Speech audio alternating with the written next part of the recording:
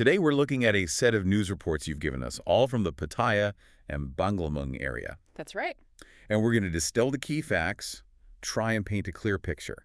What's interesting is they all share a date, August 14th, 2025. Yeah, it gives us this snapshot, doesn't it? A window into just one day in this community. Exactly, a real mix of events. That's right. So our mission today is to give you a clear, factual rundown of each incident. Okay, let's unpack this. Sounds good. And it really is a fascinating cross-section. You know, you've got law enforcement actions, public incidents. It shows the diversity of daily life there. We'll stick to the critical facts, keep it neutral, given the variety of these reports. Perfect. All right, let's kick things off with the first one. It's about a pretty major drug bust in Na Kluea. Sounds like quite the operation. It really was. It happened on the morning of August 14th. A Banglamung district chief, Mr. Pattaya, he led it.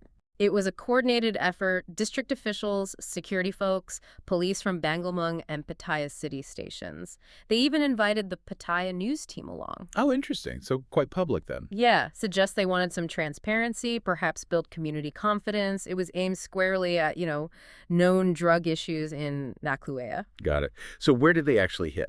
Were there specific targets? They focused on three main spots. First was a house on Soifotisan 5. Okay. There they arrested a Miss Theodorat, known as June, found about 0.78 grams of crystal meth, or ice, with her. Right. ICE. Right. Okay, so that was the first location. What was next? The second target was intelligence-led. They went to the Mukmu apartments looking for someone called Num. Based on a tip-off. Seems so. They identified their guy as Mr. Yatsiri, 51 years old, an appliance repairman. Okay. His urine test came back positive.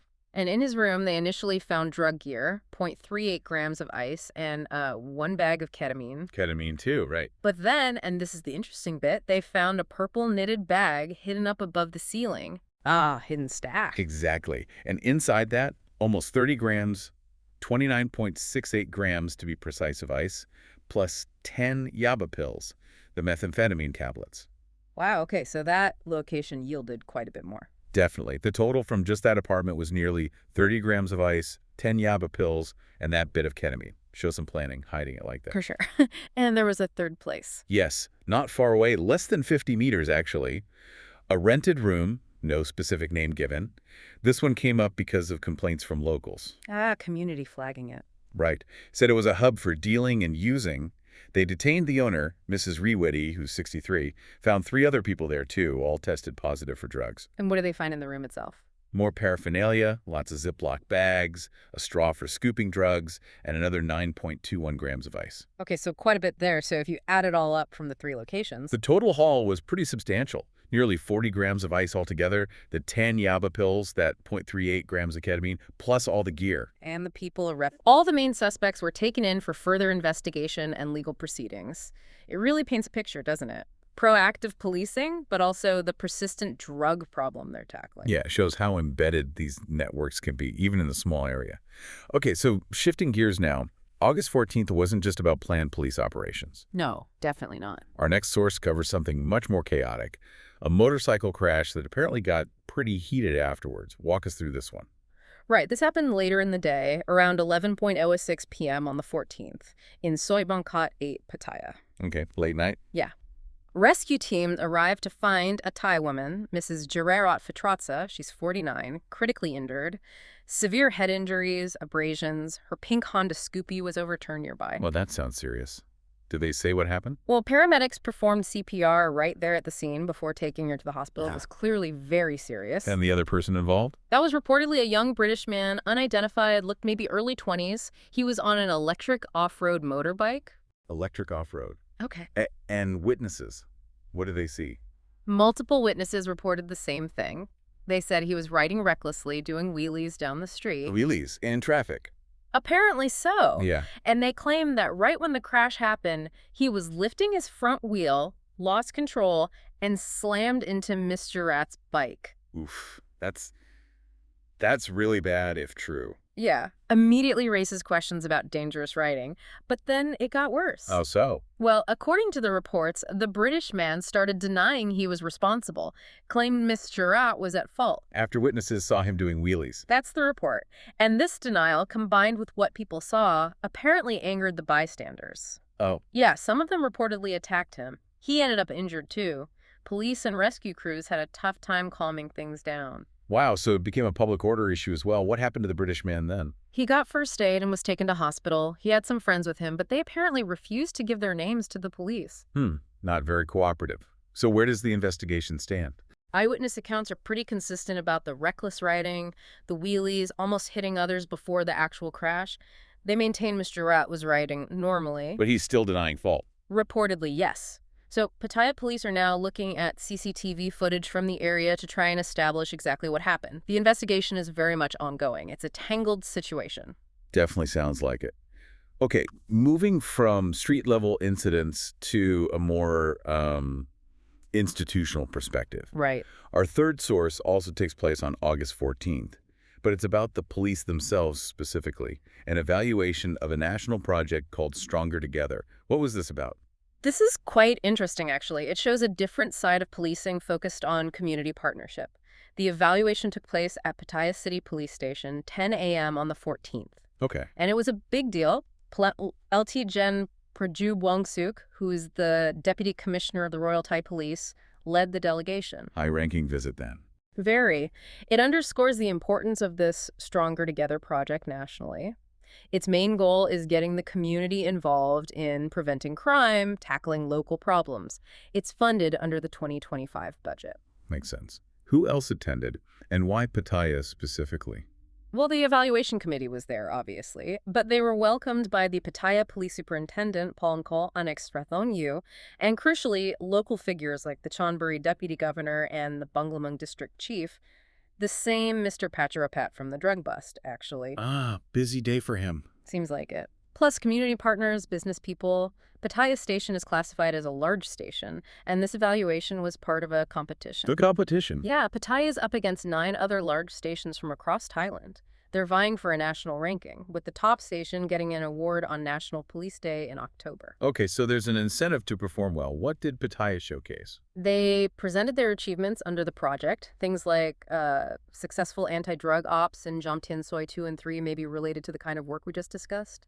Possibly. Also, a digital crime clock for real-time alerts, installing AI-powered CCTV in risky areas, and running mobile patrols, including service points out on Koh Larn for tourist safety. That sounds quite proactive using technology, too. Exactly. It's about integrating tech and community outreach.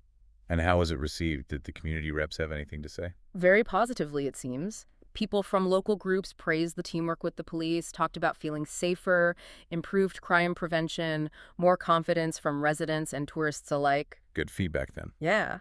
And Paul LT General Prajab himself praised the whole Stronger Together project. He mentioned it's in its 6th year now, involves nearly 1,500 police stations and over 500,000 officers across the country. Wow, that's a huge initiative. It really is. He stressed its role in cutting crime and building those vital police community links. The results from this Pattaya visit will now feed into that national ranking. Got it. And wasn't there something about a donation, too? Oh, yes. As a gesture of support, the Pattaya Police Station's Community Relations Committee gave Pol LT General Prajub a plaque, and they also donated a big LED screen worth about 285,900 bahts.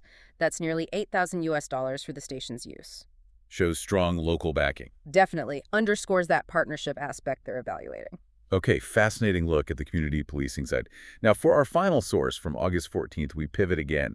This one is, frankly, quite disturbing. It's a public safety warning stemming from an incident. Yes, this one is definitely concerning. It happened very early on the 14th, around 1:06 a.m. Middle of the night, where? Outside a place called Jackie and Nui Cocktail Bar, located in Na Kluea 18, Pattaya. The bar manager, Ms. Sirama Duangkai, 36, reported it. And what did she report? What happened? She said a sedan pulled up outside the bar. It looked like maybe a ride-hailing car, like Grab or Bolt. At first, staff thought it was just waiting. Okay. But then they looked closer. There was a man inside, maybe 30s or 40s, fair skin, looked quite neat, good-looking was the description used. And he had lowered his trousers and was openly masturbating. Right there in the car, visible to female staff and foreign tourists who were outside the bar. Oh, my God. That's awful. And brazen. Incredibly so. Apparently, he seemed completely unfazed. When the staff reacted, startled, he made some sort of provocative sound, then just sped off. Just drove away. Yeah. So what did the manager, Ms. Sirama, do about this? Why did she go public? She decided to share the security camera footage with the media. She was very clear, though. Her goal wasn't to shame the guy. It Right. was about warning others, warning tourists, warning women working at night. She said this kind of thing tarnishes Pattaya's reputation and, more importantly, raises serious safety concerns for women. Especially if he might be a ride-hail driver, as she suspected. Exactly. She wasn't sure if he actually was a driver for one of those services, but the possibility adds another layer of potential risk, someone potentially picking up passengers. Yeah, that's deeply worrying. What's happening now? Is there a police investigation? Right. Masirama said she clearly remembers his face in the car, but she's leaving any legal action up to the police. So, yes, the police are now tasked with trying to identify and find this individual. Okay. It really drives home the need for vigilance, doesn't it? It absolutely does, and how quickly something like that can impact the feeling of safety. Well, there you have it. A truly comprehensive look at August 14th, 2025 in Pattaya and Banglamung.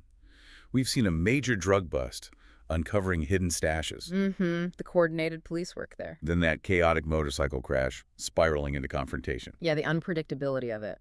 Followed by the national evaluation celebrating community policing efforts. The proactive structural side. And finally, this deeply disturbing incident of public indecency leading to a community warning. It really does show the sheer range of things that happened in just one day, shaping a community. From law enforcement wins and strategies to reckless individual acts to serious safety worries. Bringing these reports together definitely gives a richer, more informed picture than just seeing them in isolation. So what does this all mean for you as you consider the life of a place like Pattaya? Well, I think when you put these narratives side by side, you really see that constant tension, don't you? You have the authorities working hard to maintain order, tackling crime. Right, like the Bust and the Stronger Together project. Exactly. But then that's right up against the messy reality of, well, human behavior and the complexities of city life, the crash, the indecency incident. Yeah. It's this continuous push and pull between individual choices, how vigilant the community is, and the official response. That's what really shapes the character and the safety of a place day to day. And it really makes you think, doesn't it? It raises this important question. In a place as busy and dynamic as Pattaya, how much does that daily fabric of safety and order actually depend on everyone, residents, visitors, actively participating? And what role does just knowing about this stuff, having awareness, play in encouraging that collective responsibility?